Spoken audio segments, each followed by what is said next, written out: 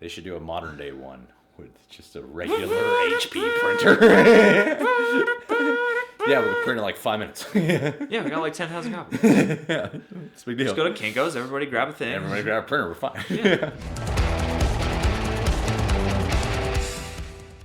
Hello, Reject Nation. It's Greg Alba here. And I'm John Humphrey. Today we're going to talk about Steven Spielberg's The Post. Before we go into opinions and whatnot, I wanted to tell you guys we're going to switch up our review style a little bit, just to give us some distinction amongst the crowd. And to go back to our roots. We're going to have our little pros and cons list. We used to do this thing called reasons to see, reasons not to see, so we're going to break it down like that. A little different though, not exactly like how we did it in the old days. Also, gotta give a shout out to today's awesome sponsor, the Stardust app, people. We're almost at 4,000 followers. Thank you guys so much for following us. John and I have been catching up on a lot of awards movies lately. The Post being one of them, so we've been putting up all our Stardust reviews over there. It's an app that allows you to do 30-second reactions or reviews for any film, TV show, or trailer. A lot of your favorite YouTubers are definitely using this app right now, but if we are the first ones to tell you, download the app and follow us first. You got it. And if you like us more than whoever told you first, follow us first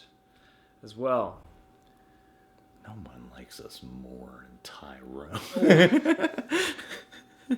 I'm sorry. I just for a second I wanted to taste it. All right, The Post. So before we go into our list, I'm going to tell you guys what the plot is of this movie. I'll just read it from IMDb with some trailer footage over it. A cover-up that spanned 4 U.S. presidents pushed the country's first female newspaper publisher and a hard-driving editor to join an unprecedented battle against journalists and government. All right, here we go. First reason to see this movie: story and directing. Yeah, it's good. Second reason. Also good. That's third reason. Just highlights. Yeah. Here's a bullet points list of why you should go, and a mathematical score at the bottom. When this movie started, I kind of forgot what the trailer told me this movie was about. I remember when I saw the trailer, it hit me as an odd thing because I started watching the CNN documentary about the 60s that Tom Hanks produced, and the first or second episode had a lot to do with the importance of journalism. And then I'm watching this movie, and it's all about the importance of journalism in the 60s. And I'm like, I saw a whole produced 70s, Tom Hanks episode about this. 70s, yeah. No, 60s. Well, spanning, but the movie takes place in the early 70s. This movie shows you just how valuable journalism is, or was at least, and the significance of it, how important it was to free the press. And you see how this event was so monumental in aiding the disbelief and lack of trust that we have in the American government. And we're just doing it all over again now. Like, you watch it and it is so parallel that you're like, oh, yeah, history, right? Repeats itself. Cool. Yeah, it's a powerful story and an important one and a very relevant one, too. It's not as much in my face as I was expecting it to be. You know, Meryl Streep's character being the first female publisher. So when she walks into that boardroom, and then there's a whole bunch of men there, exploring that story in and of itself, it was just interesting to see because it was also a story of what the newspaper was struggling with at the time. Well, yeah, you join the newspaper right before they're about to go public. They're making a big shift, and it's not at all the time to be caught up in an intense legal battle with the government. I don't know how accurate every detail was in this story, but I thought it was a really smart approach to take it from we're rooting for these characters. We see this Tom Hanks and Meryl Streep are good people, down on their luck lately. The newspaper's failing, and you really want them to succeed. And then they also have a strong, motivating reason now to do even better. It's actually like a real tense movie. There are scenes of dialogue that are so well done. You're just on edge waiting for the end of the conversation. Oh yeah, and I mean, it comes from multiple angles because you've got the initial debate of just taking the paper in the commercial, what's gonna sell direction versus what's it for direction. Yeah. And then you have the whole onset of all the legal circumstances and stuff. And there's so much in this movie that's just about the debate of philosophy. It's just a bunch of different characters over the span of a situation throwing down their philosophy and making tense choices. Yeah. You know? And our two main characters know the powerful people. Yeah, so, they rub shoulders with the elites and stuff. This movie, they uncovered this 7,000-page document, and it's all this big debate on whether or not they should or shouldn't publish this. This is like damning top secret information. And the government is banning press from having free press. We don't have the right to this info necessarily. However, this proves that they're directly lying to us. You know, what do you do? I thought it was great because it's a monumental and important story. I remember they touched on that in the CNN documentary, but not explored to this level of depth, where you see our main characters know some of the people involved in this scandal that America's been covering up. So you see their own personal conflict with it because they don't want to destroy their friendships. They don't want to ruin the lives of people they've loved for years. Which is another really relevant thing about this movie, even outside of like politics and the news. Just like that's choices we all have to make now, confronting the issues we are in society about what happens when our friends do bad things. You know, what do we do in the face of that? And the script is really well done. I think it's interesting when Spielberg does these types of dramas, because Spielberg loves to shoot in the master shot.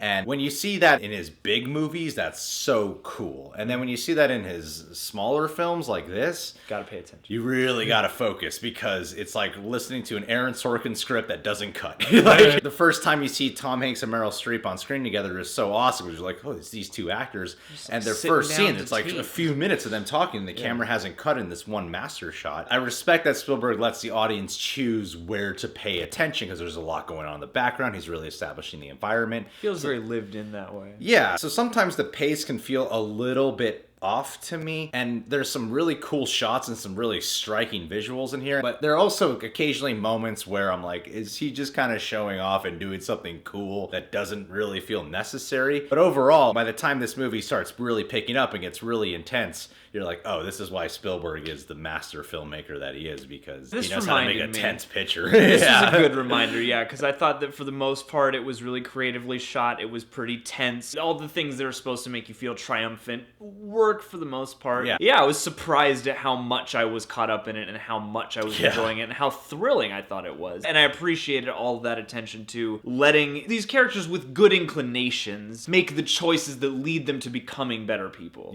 And making really strong stands. Risky choices. It's like you meet there these were so many times where John and I were like, oh my god. And like, it's cool when you can do that with a movie where all that's really at stake is just information. You know, which is huge, but at the same time, it's not people getting hacked up or shot up or whatever. The prologue too caught me, because I didn't realize we were going to start in the war. And like have a few minutes of like Steven Spielberg war movie on top of the political thriller as well. PG-13 Spielberg. He did Saving Private Ryan. For sure, but it's still pretty stark. And it's all muddy and gross, and not to mention the attention they pay to the actual process of printing in this movie. There are sequences where they show you the machinery. That's some cool Spielberg shots right there. And they're cool, but also perfectly merited by the movie, because you know, you realize the importance and also just how much work went into that. Like you see people like assembling the actual lines of typesets. And it's cool to explore that, because I'm like, I had no idea that's how this goes down. So it gives you like a little science lesson. Like the way it's done, it's like it makes you want to get a fresh newspaper. Makes you appreciate the newspaper. Makes you appreciate it. But this movie is so much about what the article means and what the story is, that there's an intensity to the words being printed. And they feel that much more tangible. And seeing hands assemble them, you really get the sense for the time. You know, and with a movie that's all about deadline, and when it comes time to print, are we going to have something? You know, it really drives that point home. Because they're like, they have to print it. Good use of inserts. So reason to see number 2 is the lead actors Meryl Streep and Tom Hanks. Boy, oh boy. When they first did this revealing shot where you're about to see Tom Hanks for the first time, I said out loud, like, that's crazy, Tom Hanks and Meryl Streep on the screen together. It really hit me that, oh my god, I'm really looking forward to seeing these guys act together. Oh, and they're so terrific And there are so many scenes with them together. Each time they're together in a scene, it is evolving their relationship. It is evolving their dynamics. And I like how it wasn't a romantic interplay whatsoever. Oh, no. They're just going back and forth, man. They're just friends who respect each other, colleagues, who have very different point of views on how to handle things. The way they butt heads and the way they find agreements here and there is so well executed. They have some of the best moments in the movie. Meryl Streep kills it. Oh, dude. Kills it. Occasionally, So much. I am the guy who's like, she's a little over. Like, I think she's an amazing, amazing actress. But then there are times where I'm like, she doesn't need to get nominated for anything. There are times where you've heard enough praise that you go into a movie and you're like, she really is great as they say. And then within a few minutes, oh man, such poise and such effortless. She just feels so real in this. I like it when Meryl Streep plays a little bit more of the shy, nervous, insecure type of character. Her in like A Devil Wears Prada is great, but this ain't that woman. Even though she's the first female publisher, there's a lot at stake in her business and personal life. When she starts off, it's a journey of her growing to being someone powerful, self-empowered, and confident. And what's interesting about the movie is the first half cuts back and forth between a lot of different people that you're kind of like, who's the real lead of this movie? Yeah, and then the leads sort of emerge, which I think is a nice thing, because that's how these situations always happen. It's kind of a swirl at the bottom, then it starts to climb, up through the different people who take the torch. And it's cool seeing Tom Hanks in this role, too. We're all used to Tom Hanks, the nice guy, and he ain't exactly the nice guy in this movie. If anything, he's the ruthless one. He's the one who will just tell it how it is. He's determined. Closer to the lines of, what's that? You're Not Crying in Baseball movie. What was that? Oh, League of Their Own. Yeah, he's more like that guy. I mean, he's very no BS. He knows the way, and he's going to pursue it no matter what. Both these characters are very inspiring characters. I don't know how accurate they're portrayed, but from imagining these are real human beings, it was inspiring to know the journeys these two went on. There are even times where you're like, are you sure about this, Tom Hanks? But as the film keeps going, you do side with him more, and the decision making, because at the end of the day, Meryl Streep is the head of all this, and she comes down to the top decisions of how anything will go. There's one scene where she has to make a huge decision that had John and I really just on edge. And it's really her acting and great directing from Spielberg, panning in on her, just making a decision and thinking. And playing up the tension of that. It does feel like that when you're in a situation like that. When you got multiple people who all need a huge answer from you this second. And so much of this movie is in the back and forth between Tom Hanks and Meryl Streep. They make this great yin-yang because those two personalities come together and inform each other. I love that they're advisors to each other. Like, they take notes from each other, and when she calls him out, he takes that into consideration, and vice versa. And you see how, if it wasn't the right group of people, this might not have happened. Exactly. And that's a powerful thing about the movie and their performances, because they sell them 100%. Reason to see number 3, Bob Odenkirk as Ben Bagdikian? I remember one thing when we did the trailer reaction for this. I remember saying something along the lines of, I know he's barely in the trailer, but I bet you he's going to be a standout performance. Bob Odenkirk looks like he might be a bit of a scene stealer when he's in front of the camera here. Oh, I feel like he always is. I remember saying that because there's a lot of supporting actors in this movie. He's the main supporting actor that you really get to spend time with. And I'm glad we did, because he is awesome in this movie. When he's on screen, I'm not like, can we get back to Meryl Streep? Can we get back to Tom Hanks? Like, he has his own little journey going on that is crucial. That is super important to the story. Yeah. But he also has so much life in this character. Bob Odenkirk's perfectly cast for this specific type of character, but he's a lot more of the caring Bob Odenkirk. He's still got his times. Bob Odenkirk. He'll still be straightforward. He'll still be blunt. He'll still tell it how it is. Sometimes he'll say a quip now and again. Yeah, he'll have some asshole remarks here and there. But for the most part, he's the guy who is fighting for the right thing. And it's cool to see Bob Odenkirk in this role. And he has so many layers in this movie. There are times where he's funny. There are times his dramatic weight is really felt. I really admired that he got the opportunity to be in a Spielberg film and have such a standout role. Oh, dude, he can jump into anybody's world now. I mean, he's sort of proven that, and he's great in this. Reason to see number 4, the supporting cast. There are a lot of great supporting players in this movie besides Bob Odenkirk. I mean, a lot of people who pop up that I wasn't expecting. There's like David Cross is in this, Bradley Whitford, Bruce Greenwood, Jesse Plemons. Jesse Plemons from Breaking Bad as well. Yeah. Who's gained a little weight. Yes, he has. Yeah. I think he might have gained that for Fargo or something, because I never lost it. It just went right into the post. These are all my characters now. Let me get some mileage out of this. Forget creepy, skinny Todd, chubby, likable guy. Maybe that's what he wanted, to change his image. They all show up and pretty much do the things that they're known to be good at. Bradley Whitford does this, smart ass, kind of cynical, the worst of the worst of us. A lot of heavy dialogue, fast talking. Bruce Greenwood, tough. buff, nice guy, a little suspicious. Jesse Plemons had a late supporting role in this film. I thought he was a really good addition too. I like when guys I'm used to seeing playing like creepy dudes show up and be like good guys. Yeah, I like when they show up for those roles where I'm like, oh, you didn't necessarily have to take this, but you're bringing something to it. Like you showed up and gave this a shot in the arm, carry it through to the next step. Matthew Rice is in this movie, and he's a very important character. Yeah, he's the one who's responsible for providing all these documentations, and he was a really motivating character for me in this film too. This is the first time I've been really aware of him, but he did a great job in this. For the most part, the supporting cast is all pretty solid, and it's great to see a large ensemble of characters in there, and even guy from Silicon Valley in The Office. Zach Woods! Yeah, Zach Woods is in this. He pretty much does what Zach Woods would do, but in a serious format. Jared. The score by the composer Spielberg always works with, John Williams. Another great John Williams score in this movie. I feel like when you think of the John Williams scores, you think of the great adventurous pictures, Star Wars, the Indianas, the E.T.s, whatever. This movie is just a tension-based political thriller. A more staccato. There's still a lot of the John, when I was listening to it, I remember asking John, is this John Williams? I think he's like always does Spielberg movies, but I just wasn't 100% sure. There's definitely nuances to the music that are very Williams signature. He stretches a little bit early on, though. There were times in the first half of the movie where I wasn't certain if it was him. There are also some times toward the end where I'm like, it's John Williams 1,000%. The music really does aid in the tenseness of a lot of the situations, though. It's perfectly composed. Yeah. It always matches the scenes and the pace. All right, guys, I'm gonna move on to our cons list. Yeah. Reason not to see number 1.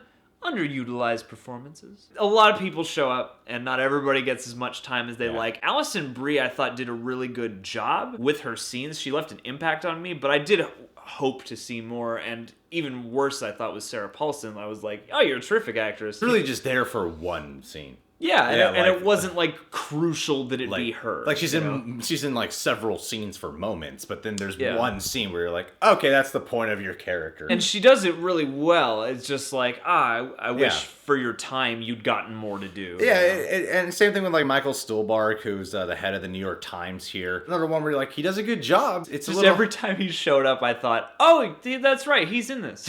I just think when you get these really respectable, known to be great actors, you should either utilize them more or give the opportunity to a lesser known. Because then it gets distracting at least a little bit. Because you're like, oh, is that person's not going to come back that much? Oh, okay. I'm like, we already got enough famous people in here. Yeah, and I mean, which is kind of a nitpick, I guess. We can get over it, but at the same time, you do wish that the talent that they have. You wish they got to strut it a little more. Reason not to see number 2. Ham-fisted finale moments.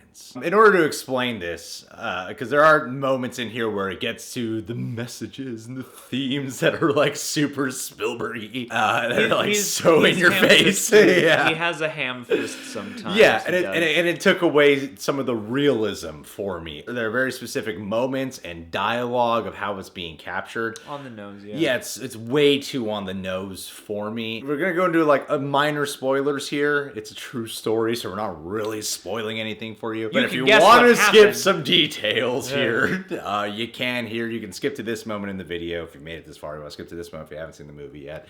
But here it is. 1, 2, 3, 4, 5.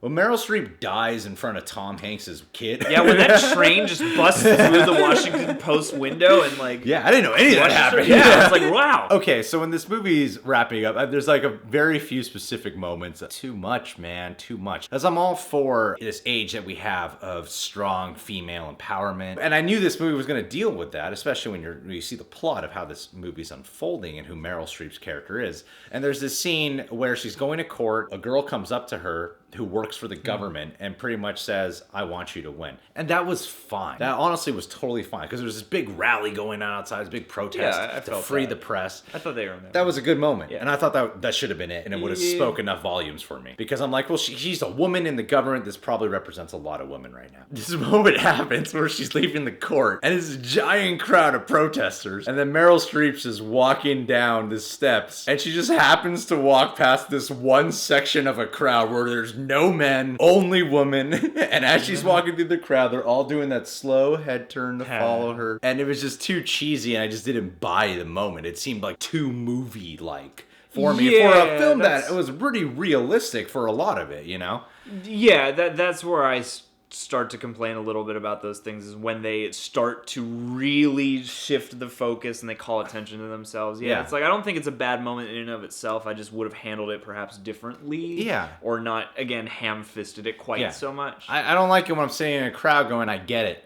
Yeah, because there are a lot of great subtleties that play to that effect, and then to have the contrast on the opposite side kind of distracting. Because it all only occurs in the finale. Yeah, there are themes like that throughout the movie that are handled really well. And then the finale as a whole, I feel like the climax of this movie is kind of early as compared to where the story of the film has to end. Yeah. The whole question is, are they going to print this stuff? Is it going to get to the people or not? And there are some other things that have to wrap up after that question finally is seen through. It's that stuff that kind of feels like, okay, we don't need to spend a lot of time on this, but it's all wrapping up pretty quick, and it's all very neat, and the writing is more neat now, and everything feels a little more shiny now, you know? Because there's a moment where when they all get the word from the court that the press is free, there's a woman on the phone who the camera's panning in on. She's like quoting what the government's saying. Yeah, she's relaying the information. Yeah, and I'm like, I don't know if it went down like that. It seems like they're really trying to get this across. And the final scene, which is a real nice moment, because there's nice moments in here where Meryl Streep is down where they're printing the papers, and then Tom Hanks shows up, and then she's like, you know what I think we can do as the press, and here's what we can do moving forward. It seemed like such a message that she was delivering to the audience. She might as well have said that to the camera. Yeah, a little bit. Very much like, I get it. It's relevant. It's relevant right now to this world today. Oh, and I totally forgot the actual ending of the movie. Because I thought this movie should have ended on that scene. The actual ending. When it's like Watergate sequel setup, which I know it's not doing. It felt like a sequel. But I was like, why is this an MCU movie now? Like, what's going on? See, that's another moment that I guess I'm kind of torn on. Because half of me is like, oh, that's a cool bookend, you know? But the other half, kind of, it left me with the feeling of, are they going to come back next summer? Will the Washington Post return? It just felt like out of a different movie. Even the style of it felt like a different type of political thriller in that moment. It weirdly feels like a sequel setup when I know it's not, but it feels like that. And I thought it wasn't necessary because it is such an Easter egg ending. It is such a, for anyone who knows history, they're gonna love this shit. It's just like, if anyone knows comic books, they're gonna love this scene, you know? I don't think it's bad to have included it. I just, again, it's the way it's handled. I would have handled it differently. It's the way it's handled. Like, I actually really like it as a choice. Like, to be like, oh, here's what's coming next in the history of the world. The post-cinematic universe. Yeah. The American History Cinematic Universe. I felt like this movie is about Tom Hanks and Meryl Streep, and their journey was done, so end it there. That's just pretty much how I felt. Oh, it's called The Post, you know? You should have just made a post-credit scene. It's called The Post. Well, that's the structure, yeah. I mean, that's it feels like that. It feels like the credits are supposed to play there, but you know that less people are going to stay through the credits to see if there's anything after the... Yeah. There should be a post-credit scene for The Post.